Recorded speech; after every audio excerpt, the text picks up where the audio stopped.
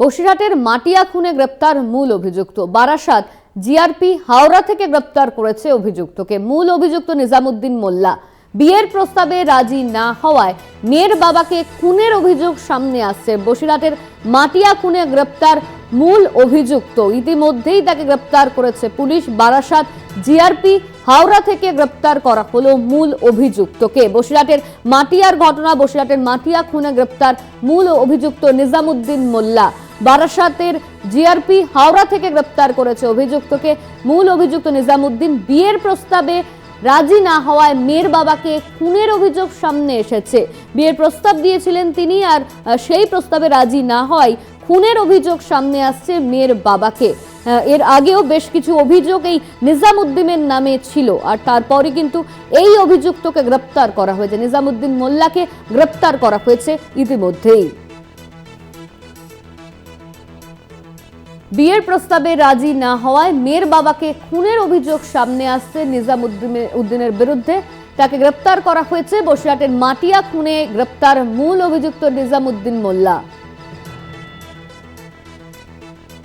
Barasat GRP Howrah থেকে গ্রেপ্তার করেছে এই অভিযুক্তকে।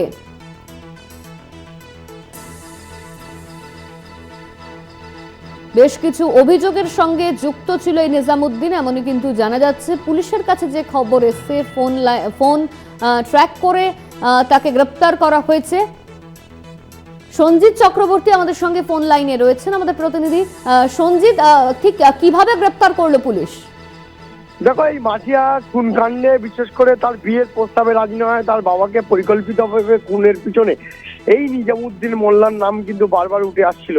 এই একই পাড়ায় বাড়ি, অর্থাৎ বসিরহাটের যে মাটিয়া থানা রয়েছে, বালুতুরপুর স্টেশন সংলগ্ন যে কোড়া পাড়া, সেই পাড়ায় কিন্তু এই গ্রামে থাকতো এবং সে বারবার তার বিয়ের প্রস্তাব দিয়েছিল জব্বার মোল্লার মেয়েকে, কিন্তু এই রাজি না হয় তার বাবাকে নৃশংসভাবে হত্যা করে মূল মাথা বলে মনে করছে। ইতিমধ্যে তার অভিযোগ করে, যেহেতু রেল স্টেশনের ঘটনা, সেই ক্ষেত্রে মৃতের পরিবার বারাসাত জিআরপিতে অভিযোগ করলে 48 ঘন্টার মধ্যে এই নিজামুদ্দিন মোল্লাকে হারোয়ার একটি জায়গা থেকে গ্রেপ্তার করা হয়েছে। হাওড়া বিশেষ করে সেই জায়গার থেকে সে ভিন রাজ্যে অর্থাৎ দূরপাল্লার ট্রেন ধরে সে পালানোর ছক করেছিল বলে তদন্তকারীদের মনে করছে।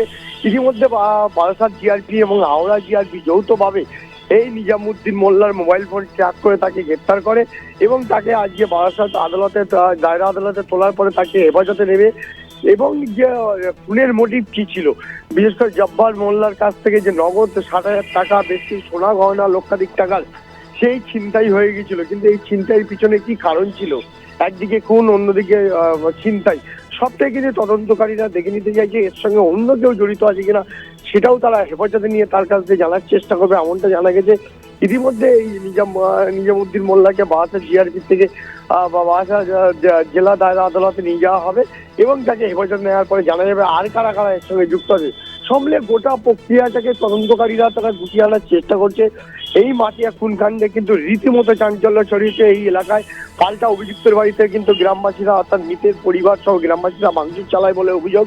সব মিলে গোটা প্রক্রিয়া করে যে মূল অভিযুক্ত এই নিজামকে গ্রেপ্তারের দাবি তুলেছিল মৃতের পরিবার, সেই গ্রেপ্তারের সঙ্গে সঙ্গে আরো কারা এর সঙ্গে জড়িত আছে কিনা সেটাও তদন্তকারীরা একবার দেখে নিতে চাইছে।